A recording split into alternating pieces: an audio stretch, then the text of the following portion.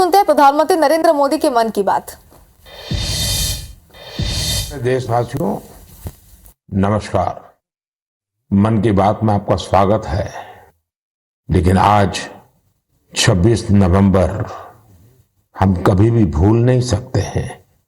आज के ही दिन देश पर सबसे जघन्य आतंकी हमला हुआ था। आतंकियों ने मुंबई को, पूरे देश को थर्रा कर रख दिया था। लेकिन ये भारत का सामर्थ्य है कि हम उस हमले से उबरे और अब पूरे हौसले के साथ आतंक को कुचल भी रहे हैं। मुंबई हमले में अपना जीवन गंवाने वाले सभी लोगों को मैं श्रद्धांजलि देता हूं। इस हमले में हमारे जो जांबाज वीरगति को प्राप्त हुए, देश आज उन्हें याद कर रहा है। मेरे परिवारजनों, 26 नवंबर का आज का ये दिन एक और वजह से भी अत्यंत महत्वपूर्ण है। 1949 में आज के दिन संविधान सभा ने भारत के संविधान को अंगीकार किया था। मुझे याद है जब साल 2015 में हम बाबा साहब आम्बेडकर की 125वीं जन्म जयंती मना रहे थे, उसी समय ये विचार आया था कि 26 नवंबर को संविधान दिवस के तौर पर मनाया जाए। और तब से हर साल आज के इस दिन को हम संविधान दिवस के रूप में मनाते आ रहे हैं। मैं सभी देशवासियों को संविधान दिवस की बहुत बहुत शुभकामनाएं देता हूं और हम सब मिल करके नागरिकों के कर्तव्य को प्राथमिकता देते हुए विकसित भारत के संकल्प को जरूर पूरा करेंगे। साथियों, हम सभी जानते हैं कि संविधान के निर्माण में 2 वर्ष 11 महीने 18 दिन का समय लगा था। श्री सच्चिदानंद सिन्हा जी संविधान सभा के सबसे बुजुर्ग सदस्य थे। 60 से ज्यादा देशों के संविधान का अध्ययन और लंबी चर्चा के बाद हमारे संविधान का ड्राफ्ट तैयार हुआ था। ड्राफ्ट तैयार होने के बाद उसे अंतिम रूप देने से पहले उसमें 2000 से अधिक संशोधन फिर किए गए थे। 1950 में संविधान लागू होने के बाद भी अब तक कुल 106 बार संविधान संशोधन किया जा चुका है। समय, परिस्थिति, देश की आवश्यकता को देखते हुए अलग अलग सरकारों ने अलग अलग समय पर संशोधन किए। लेकिन यह भी दुर्भाग्य रहा कि संविधान का पहला संशोधन फ्रीडम ऑफ स्पीच और फ्रीडम ऑफ एक्सप्रेशन के अधिकारों में कटौती करने के लिए हुआ था। वहीं संविधान के 44वें संशोधन के माध्यम से इमरजेंसी के दौरान की गई गलतियों को सुधारा गया था। साथियों, ये भी बहुत प्रेरक है कि संविधान सभा के कुछ सदस्य मनोनीत किए गए थे, जिनमें से 15 महिलाएं थी। ऐसी एक सदस्य हंसा मेहता जी ने महिलाओं के अधिकार और न्याय की आवाज बुलंद की थी। उस दौर में भारत उन कुछ देशों में था जहां महिलाओं को संविधान से वोटिंग का अधिकार दिया। राष्ट्र निर्माण में जब सबका साथ होता है तभी सबका विकास भी हो पाता है। मुझे संतोष है कि संविधान निर्माताओं के उसी दूरदृष्टि का पालन करते हुए अब भारत के संसद ने नारी शक्ति वंदन अधिनियम को पास किया है। नारी शक्ति वंदन अधिनियम हमारे लोकतंत्र की संकल्प शक्ति का उदाहरण है। ये विकसित भारत के हमारे संकल्प को गति देने के लिए भी उतना ही सहायक होगा।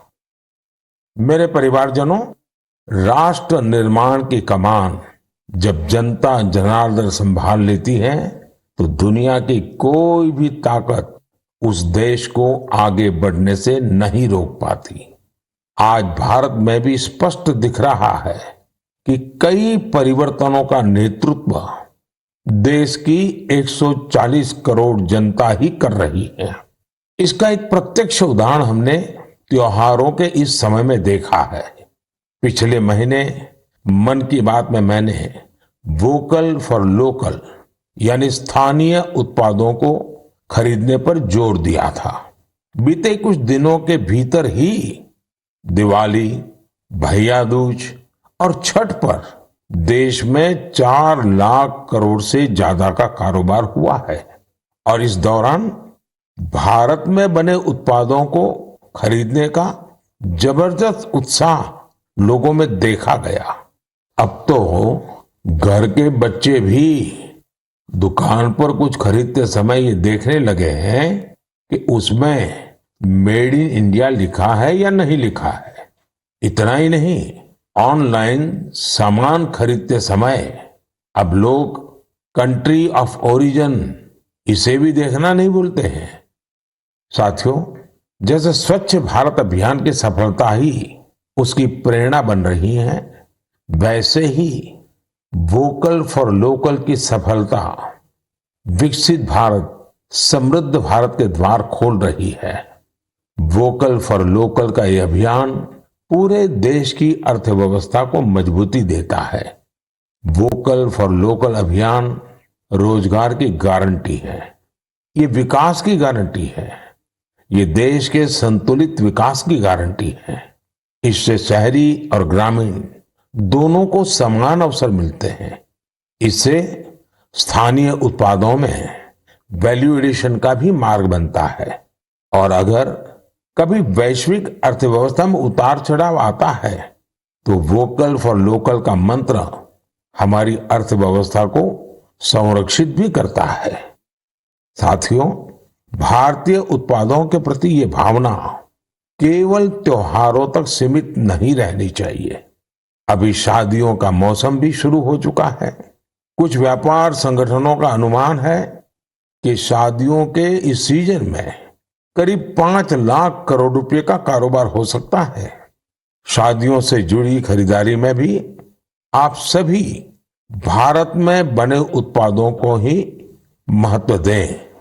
और हाँ, जब शादी की बात निकली है तो एक बात मुझे लंबे अरसे से कभी कभी बहुत पीड़ा देती है और मेरे मन की पीड़ा मैं मेरे परिवारजनों को नहीं कहूंगा तो किसको कहूंगा। आप सोचिए, इन दिनों ये जो कुछ परिवारों में विदेशों में जाकर के शादी करने का जो एक नया ही वातावरण बनता जा रहा है, क्या ये जरूरी है? क्या भारत की मिट्टी में, भारत के लोगों के बीच अगर हम शादी ब्याह मनाएं तो देश का पैसा देश में रहेगा। देश के लोगों को आपकी शादी में कुछ न कुछ सेवा करने का अवसर मिलेगा। छोटे छोटे गरीब लोग भी अपने बच्चों को आपकी शादी की बातें बताएंगे। क्या आप वोकल फॉर लोकल के इस मिशन को विस्तार दे सकते हैं? क्यों न हम शादी ब्याह ऐसे समारोह अपने ही देश में करें। हो सकता है आपको चाहिए वैसी व्यवस्था आज नहीं होगी, लेकिन अगर हम इस प्रकार के आयोजन करेंगे तो व्यवस्थाएं भी विकसित होगी। ये बहुत बड़े परिवारों से जुड़ा हुआ विषय है। मैं आशा करता हूं मेरी ये पीड़ा उन बड़े बड़े परिवारों तक जरूर पहुंचेगी। मेरे परिवारजनों, त्योहारों के इस मौसम में एक और बड़ा ट्रेंड देखने को मिला है। ये लगातार दूसरा साल है जब दीपावली के अवसर में कैश देकर कुछ सामान खरीदने का प्रचलन धीरे धीरे धीरे कम होता जा रहा है। यानी अब लोग ज्यादा से ज्यादा डिजिटल पेमेंट कर रहे हैं। ये भी बहुत उत्साह बढ़ाने वाला है। आप एक और काम कर सकते हैं। आप तय करिए कि 1 महीने तक आप यूपीआई से या किसी डिजिटल माध्यम से ही पेमेंट करेंगे, कैश पेमेंट नहीं करेंगे। भारत में डिजिटल क्रांति की सफलता ने इसे बिल्कुल संभव बना दिया है। और जब 1 महीना हो जाए तो आप मुझे अपने अनुभव, अपनी फोटो जरूर शेयर करिएगा। मैं अभी से आपको एडवांस में अपनी शुभकामनाएं देता हूं। मेरे परिवारजनों, हमारे युवा साथियों ने देश को एक और बड़ी खुशखबरी दी है। जो हम सभी को गौरव से भर देने वाली है। इंटेलिजेंस, आइडिया और इनोवेशन आज भारतीय युवाओं की पहचान है। इसमें टेक्नोलॉजी के कॉम्बिनेशन से उनकी इंटेलेक्चुअल प्रॉपर्टीज में निरंतर बढ़ोतरी हो, यह अपने आप में देश के सामर्थ्य को बढ़ाने वाली महत्वपूर्ण प्रगति है। आपको ये जानकर अच्छा लगेगा कि 2022 में भारतीयों के पेटेंट आवेदन में 31% से ज्यादा की बढ़ोतरी हुई है। वर्ल्ड इंटेलेक्चुअल प्रॉपर्टी ऑर्गेनाइजेशन ने एक बड़ी ही दिलचस्प रिपोर्ट जारी की है। ये रिपोर्ट बताती है कि पेटेंट फाइल करने में सबसे आगे रहने वाले टॉप 10 देशों में भी ऐसा पहले कभी नहीं हुआ। इस शानदार उपलब्धि के लिए मैं अपने युवा साथियों को बहुत बहुत बधाई देता हूं। मैं अपने युवा मित्रों को विश्वास दिलाना चाहता हूं कि देश हर कदम पर आपके साथ है। सरकार ने जो प्रशासनिक और कानूनी सुधार किए हैं, उसके बाद आज हमारे युवा एक नई ऊर्जा के साथ बड़े पैमाने पर इनोवेशन के काम में जुटे हैं। 10 वर्ष पहले के आंकड़ों से तुलना करें तो आज हमारे पेटेंट को 10 गुना ज्यादा मंजूरी मिल रही है। हम सभी जानते हैं कि पेटेंट से न सिर्फ देश की इंटेलेक्चुअल प्रॉपर्टी बढ़ती है, बल्कि इससे नए नए अवसरों के भी द्वार खुलते हैं। इतना ही नहीं, ये हमारे स्टार्टअप्स की ताकत और क्षमता को भी बढ़ाते हैं। आज हमारे स्कूली बच्चों में भी इनोवेशन की भावना को बढ़ावा मिल रहा है। अटल टिंकरिंग लैब, अटल इनोवेशन मिशन, कॉलेजों में इंक्यूबेशन सेंटर्स, स्टार्टअप्स इंडिया अभियान, ऐसे निरंतर प्रयासों के नतीजे देशवासियों के सामने हैं। ये भी भारत की युवा शक्ति, भारत की इनोवेटिव पावर का प्रत्यक्ष उदाहरण है। इसी जोश के साथ आगे चलते हुए ही हम विकसित भारत के संकल्प को भी प्राप्त करके दिखाएंगे। और इसीलिए मैं बार बार कहता हूं, जय जवान, जय किसान, जय विज्ञान, जय अनुसंधान। मेरे प्यारे देशवासियों, आपको याद होगा कि कुछ समय पहले मन की बात में मैंने भारत में बड़ी संख्या में लगने वाले मेलों की चर्चा की थी। तब एक ऐसी प्रतियोगिता का भी विचार आया था जिसमें लोग मेलों से जुड़ी फोटो साझा करें। संस्कृति मंत्रालय ने इसी को लेकर मेला मोमेंट्स कॉन्टेस्ट का आयोजन किया था। आपको ये जानकर अच्छा लगेगा कि इसमें हजारों लोगों ने हिस्सा लिया और बहुत लोगों ने पुरस्कार भी जीते। कोलकाता के रहने वाले राजेश धर जी ने चरक मेला में गुब्बारे और खिलौने बेचने वाले की अद्भुत फोटो के लिए पुरस्कार जीता। ये मेला ग्रामीण बंगाल में काफी लोकप्रिय है। वाराणसी की होली को शोकेस करने के लिए अनुपम सिंह जी को मेला पोर्ट्रेट्स का पुरस्कार मिला। अरुण कुमार नलीमेला जी कुलसाई दशहरा से जुड़ा एक आकर्षक पहलू को दिखाने के लिए पुरस्कृत किए गए।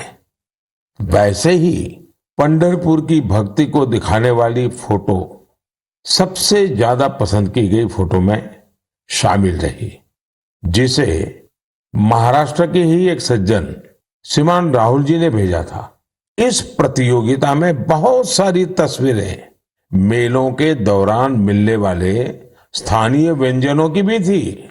इसमें पुरुलिया के रहने वाले आलोक अविनाश जी की तस्वीर ने पुरस्कार जीता। उन्होंने एक मेले के दौरान बंगाल के ग्रामीण क्षेत्र के खान पान को दिखाया था।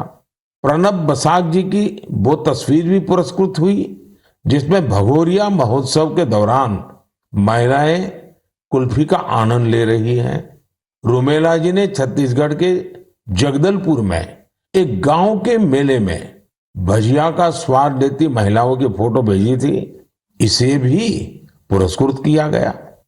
साथियों, मन की बात के माध्यम से आज हर गांव, हर स्कूल, हर पंचायत को ये आग्रह है कि निरंतर इस तरह की प्रतियोगिताओं का आयोजन करें। आजकल तो सोशल मीडिया की इतनी ताकत है, टेक्नोलॉजी और मोबाइल घर घर पहुंचे हुए हैं। आपके लोकल पर्व हो या प्रोडक्ट, उन्हें आप ऐसा करके भी ग्लोबल बना सकते हैं। साथियों, गांव गांव में लगने वाले मेलों की तरह ही हमारे यहाँ विभिन्न नृत्यों की भी अपनी ही विरासत है। झारखंड, उड़ीसा और बंगाल के जनजातीय इलाकों में एक बहुत प्रसिद्ध नृत्य है जिसे छऊ के नाम से बुलाते हैं। 15 से 17 नवंबर तक एक भारत श्रेष्ठ भारत की भावना के साथ श्रीनगर में छऊ पर्व का आयोजन किया गया। इस कार्यक्रम में सबने छऊ नृत्य का आनंद उठाया। श्रीनगर के नौजवानों को छऊ नृत्य की ट्रेनिंग देने के लिए एक वर्कशॉप का भी आयोजन हुआ। इसी प्रकार कुछ सप्ताह पहले ही कठुआ जिले में बसोहली उत्सव आयोजित किया गया। ये जगह जम्मू से 150 किलोमीटर दूर है। इस उत्सव में स्थानीय कला, लोक नृत्य और पारंपरिक रामलीला का आयोजन हुआ। साथियों, भारतीय संस्कृति की सुंदरता को सऊदी अरब में भी महसूस किया गया। इसी महीने सऊदी अरब में संस्कृत उत्सव नाम का एक आयोजन हुआ। यह अपने आप में बहुत अनूठा था, क्योंकि यह पूरा कार्यक्रम ही संस्कृत में था। संवाद, संगीत, नृत्य, सब कुछ संस्कृत में। इसमें वहां के स्थानीय लोगों की भागीदारी भी देखी गई। मेरे परिवारजनों, स्वच्छ भारत अब तो पूरे देश का प्रिय विषय बन गया है। मेरा तो प्रिय विषय है ही है, और जैसे ही मुझे इससे जुड़ी कोई खबर मिलती है, मेरा मन उस तरफ चला ही जाता है। और स्वाभाविक है, फिर तो उसको मन की बात में जगह मिल ही जाती है।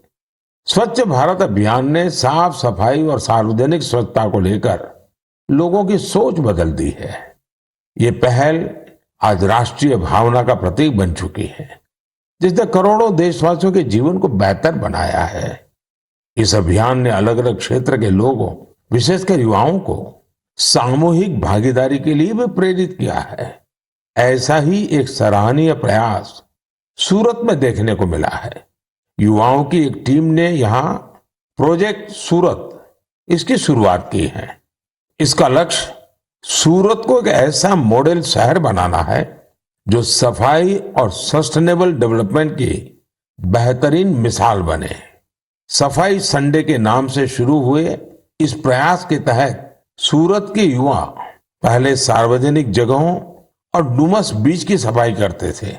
बाद में ये लोग तापी नदी के किनारों की सफाई में भी जी जान से जुट गए। और आपको जानकर के खुशी होगी, देखते ही देखते इससे जुड़े लोगों की संख्या 50,000 से ज्यादा हो गई है। लोगों से मिले समर्थन से टीम का आत्मविश्वास बढ़ा, जिसके बाद उन्होंने कचरा इकट्ठा करने का काम भी शुरू किया। आपको जानकर हैरानी होगी कि इस टीम ने लाखों किलो कचरा हटाया है। जमीनी स्तर पर किए गए ऐसे प्रयास बहुत बड़े बदलाव लाने वाले होते हैं। साथियों, गुजरात से ही एक और जानकारी आई है। कुछ सप्ताह पहले वहां अंबाजी में भादरवी पूनम मेले का आयोजन किया गया था। इस मेले में 50 लाख से ज्यादा लोग आए। ये मेला प्रतिवर्ष होता है। इसकी सबसे खास बात यह रही कि मेले में आए लोगों ने गब्बर हिल के एक बड़े हिस्से में सफाई अभियान चलाया। मंदिरों के आसपास के पूरे क्षेत्र को स्वच्छ रखने का यह अभियान बहुत प्रेरणादायी है। साथियों, मैं हमेशा कहता हूं कि स्वच्छता कोई एक दिन या एक सप्ताह का अभियान नहीं है, बल्कि ये तो जीवन में उतारने वाला काम है। हम अपने आसपास ऐसे लोग देखते भी हैं जिन्होंने अपना पूरा जीवन स्वच्छता से जुड़े विषयों पर ही लगा दिया। तमिलनाडु के कोयम्बटूर में रहने वाले लोगानाथन जी भी बेमिसाल है। बचपन में गरीब बच्चों के फटे कपड़ों को देखकर वे अक्सर परेशान हो जाते थे।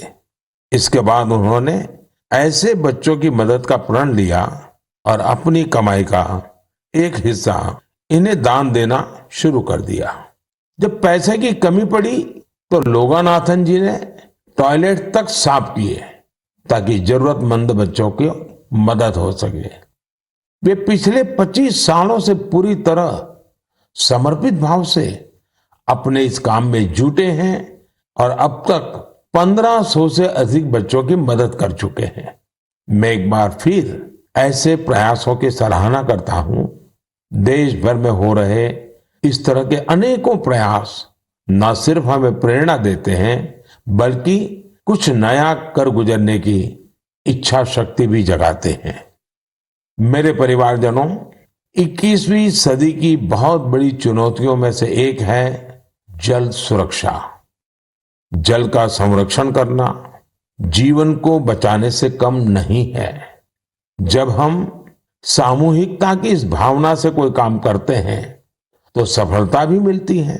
इसका एक उदाहरण देश के हर जिले में बन रहे अमृत सरोवर भी है।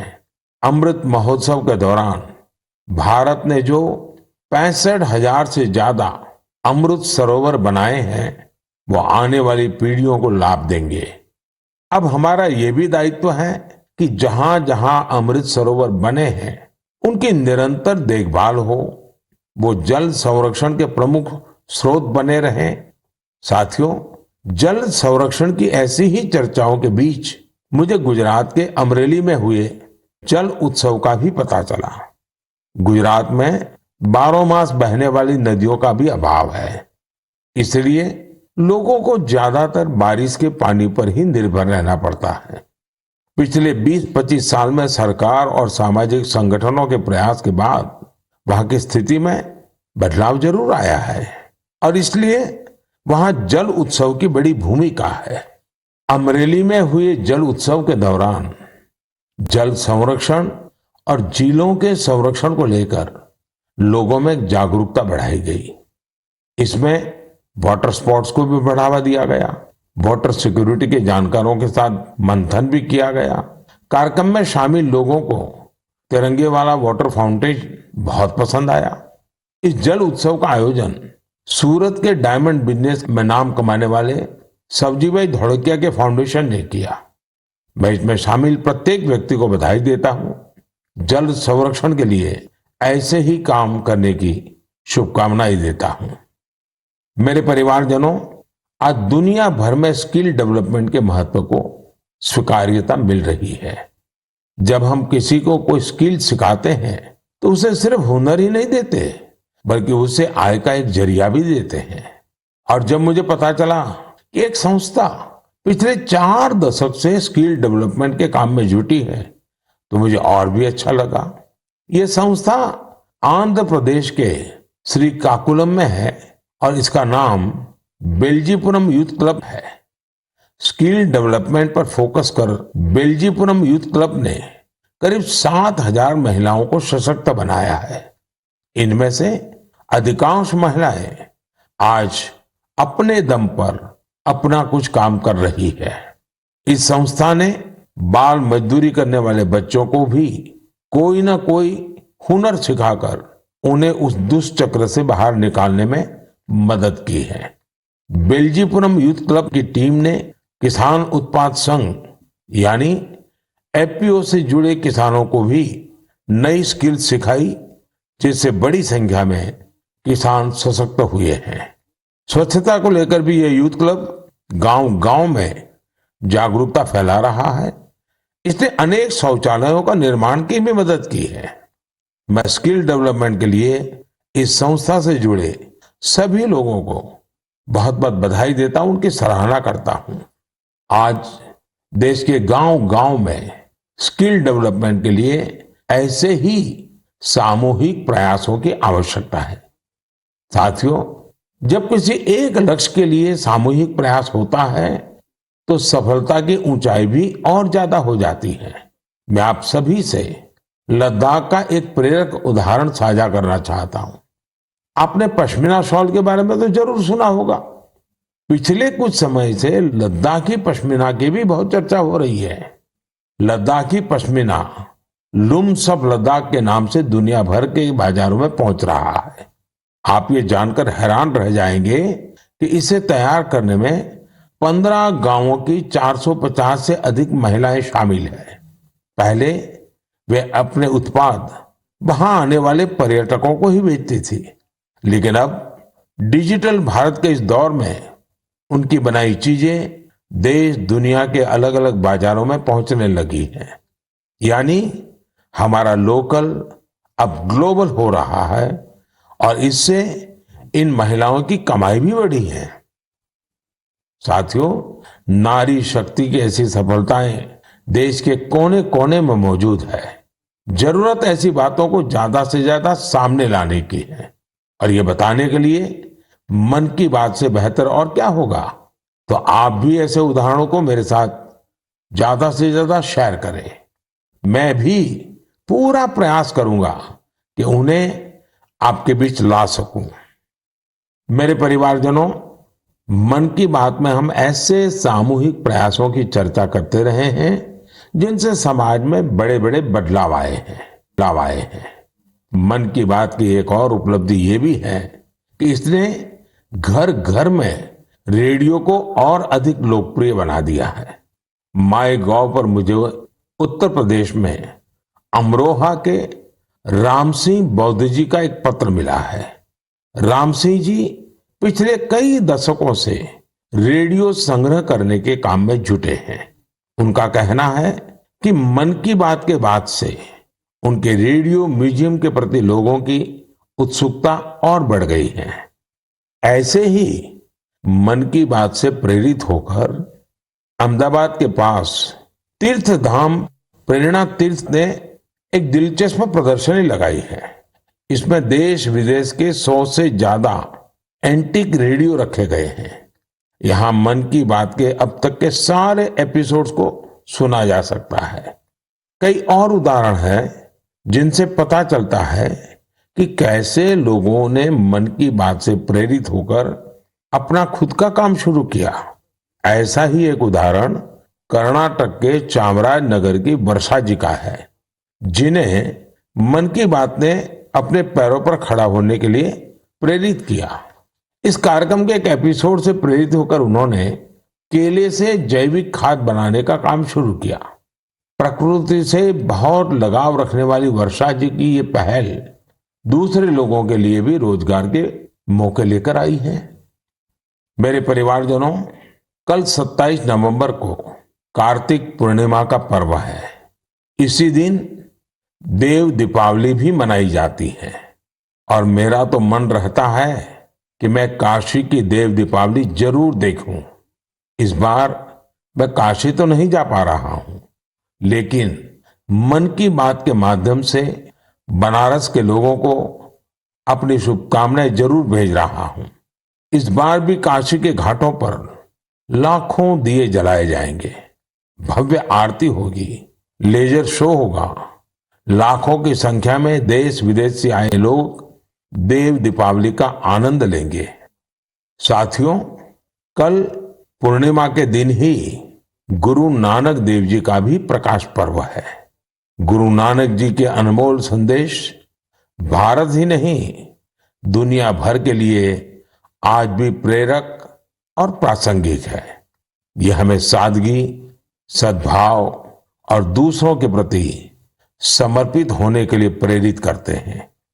गुरु नानक देव जी ने सेवा भावना, सेवा कार्यों की जो सीख दी, उसका पालन हमारे सिख भाई बहन पूरे विश्व में करते नजर आते हैं। मैं मन की बात के सभी श्रोताओं को गुरु नानक देव जी के प्रकाश पर्व की बहुत बहुत शुभकामनाएं देता हूं। मेरे परिवारजनों, मन की बात में इस बार मेरे साथ इतना ही। देखते ही देखते 2023 समाप्ति की तरफ बढ़ रहा है और हर बार की तरह हम आप ये भी सोच रहे हैं कि अरे इतनी जल्दी ये साल बीत गया। लेकिन ये भी सच है कि ये साल भारत के लिए असीम उपलब्धियों वाला साल रहा है और भारत की उपलब्धियां हर भारतीय की उपलब्धि है। मुझे खुशी है कि मन की बात भारतीयों की ऐसी उपलब्धियों को सामने लाने का एक सशक्त माध्यम बना है। अगली बार देशवासियों की ढेर सारी सफलताओं पर फिर आपसे बात होगी। तब तक के लिए मुझे विदा दीजिए। बहुत बहुत धन्यवाद। नमस्कार।